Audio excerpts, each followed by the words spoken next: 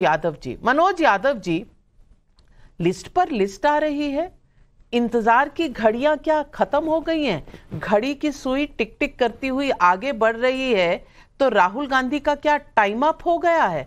और मैं एक और सवाल पूछना चाहती हूं।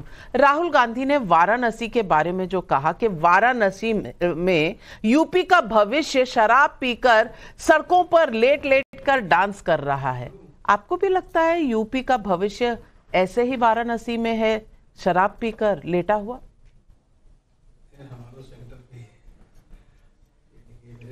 बिल्कुल नाविका जी, आपको नमस्कार, आपके पैनलिस्ट साथियों को जितने हैं सबको मेरा नमस्कार, और आपके दर्शकों का बहुत बहुत धन्यवाद, आभार, जो मुझे फिर से बर्दाश्त करेंगे और सुनेंगे। देखिए, बड़े वाजिब सवाल आपने पूछ लिए कि समाजवादी पार्टी और कांग्रेस के गठबंधन में समाजवादी पार्टी की लिस्टों का आखिर क्या मायने है।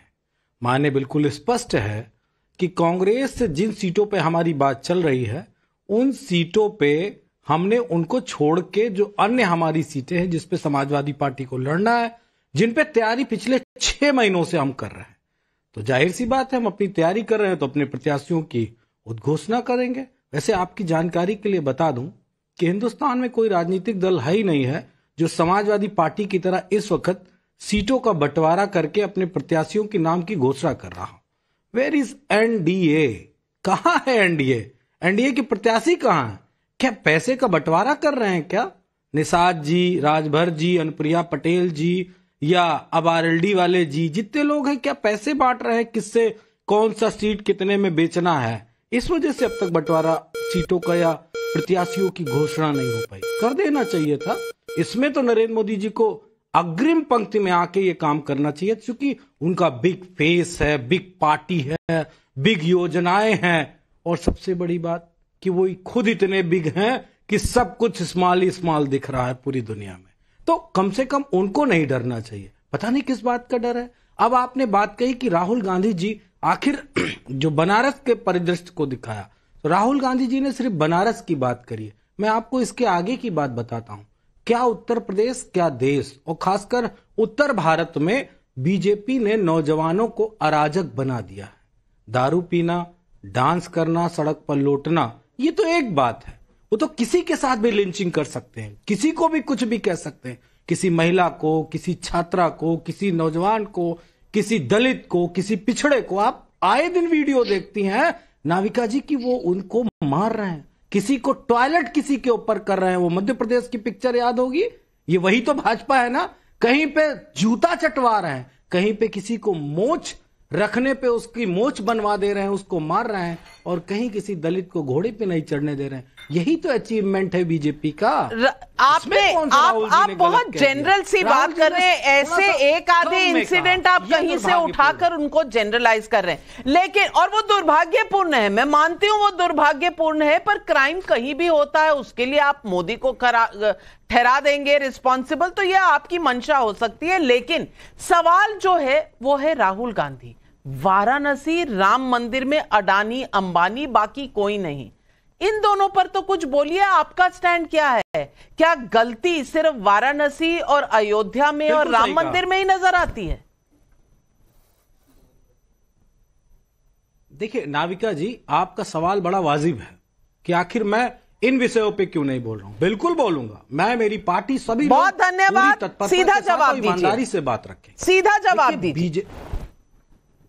हाँ बिल्कुल सीधा जवाब यह है कि बीजेपी धर्म की, आस्था की अफीम को जनता को चटा के इस देश को कर्ज में डाल के 205 लाख सवाल कांग्रेस पर, सवाल कांग्रेस पर, जवाब बीजेपी पर। अब मनोज यादव जी थोड़ी ज्यादती कर रहे हैं आप। अब ये जलेबी जो है, ये जलेबी जो है, ये किसी के समझ में आए ना आए, मेरे समझ में आ रही है कि कांग्रेस के बारे में आपसे कुछ कहने के वो बन नहीं पड़ रहा। तो मैं आपको सुनवा देती हूं राहुल गांधी जी ने और क्या कहा। तहसीन पूनावाला जी ध्यान से सुन लीजिएगा। एक तरफ ऐश्वर्या राय नाचती हुई दिखेगी, डांस होगा वहां पे। मीडिया में कुछ दिखाना है तो ऐश्वर्या राय को नाचते हुए दिखाना है। उधर देखो, वो देख ऐश्वर्या राय। अब तहसीन पूनावाला जी, ये पिछले 3-4 दिनों में ऐश्वर्या राय पे बहुत बरस रहे हैं राहुल गांधी। कनेक्शन क्या है? वो तो गई भी नहीं राम मंदिर, कोई कनेक्शन है नहीं।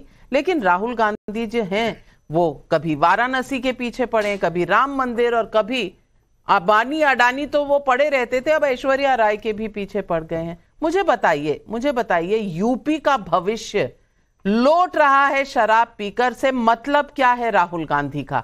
अमेठी वापस लौटकर लड़ने की हिम्मत है? ये स्मृति ईरानी ने पूछा, वो जवाब नहीं दिया। लेकिन वाराणसी और राम मंदिर को रोज किसी ना किसी कटघरे में खड़ा कर दिया जाता है, क्यों? नमस्कार नाविका जी, आपके शो में शिरकत करने का मौका मिला इसलिए आपका शुक्रगुजार हूं। और मनोज भाई को बहुत बहुत बधाई देना चाहता हूँ। किस बेबाकी से वे जवाब देते हो, कितनी अच्छी तरह से जवाब देते। बिल्कुल उन्होंने मेरे सारे प्रश्नों, जो आपके प्रश्न थे उनके जवाब दे दिए, मेरे लिए भी उन्होंने उत्तर दे दिया। मैं दोबारा से समझाता हूँ नाविका जी, सवाल राम मंदिर पर सवाल नहीं उठा रहे।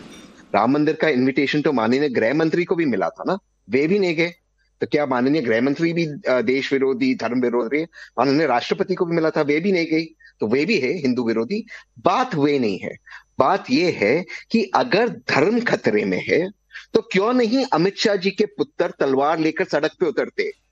क्यों नहीं शिवराज सिंह चौहान के बेटे तलवार लेकर सड़क पे उतरते? क्यों शिवराज सिंह चौहान जी के बेटे अच्छी यूनिवर्सिटी में जाते, अंग्रेजी में पढ़ाई करते? क्यों हिमंता बिस्वा शर्मा जी के बच्चे अच्छी यूनिवर्सिटी में पढ़ाई करते? और यहां पर जो गरीब बच्चे हैं उनमें नफरत भरी जाती है।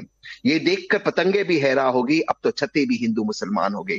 क्यों लिंचिंग एनकरेज किया जा रहा है? सवाल ये है कि फ्यूचर जॉब्स के लिए क्यों बातचीत नहीं होती? वेब 3.0 की बातचीत क्यों नहीं होती? आज हमारे मुल्क के अंदर एक कार्डियक अरेस्ट और हार्ट अटैक का पेंडेमिक चल रहा है।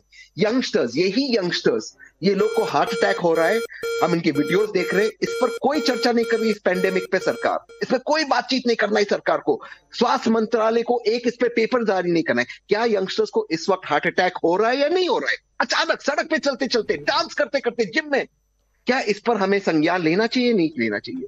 हमें तो अगर कोई धर्म की आप कह रहे हैं कि राहुल गांधी जो कोविड के बाद लोग डांस कर रहे हैं और वैसे हार्ट अटैक हो रहा है, वो मुद्दा उठा रहे थे अजय आलोक जी। आपको इस मुद्दे का कहीं रेफरेंस नजर आया जो वाराणसी के बारे में, ऐश्वर्या राय जी के बारे में, या अडानी अंबानी और राम मंदिर के बारे में राहुल गांधी ने कहा?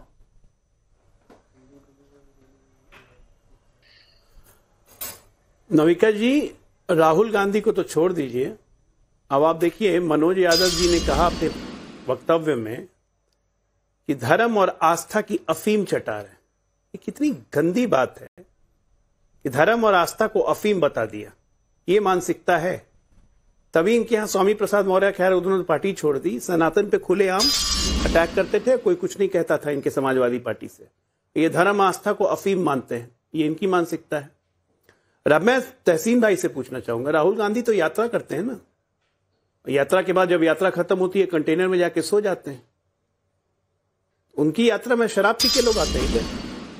तभी ना उन्होंने देखा होगा सड़क पे लेटा हुआ। और एक व्यक्ति शराब पी के आता है और उत्तर प्रदेश के 35 करोड़ के लोगों का भविष्य खराब है। बहुत अच्छा।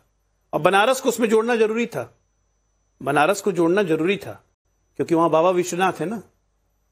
बनारस को नहीं जोड़ते तो सनातन पर अटैक कैसे होता? ये सब जानबूझ के रिटन स्क्रिप्टेड है। ये सब बात बोलेंगे तो मुसलमान खुश होंगे।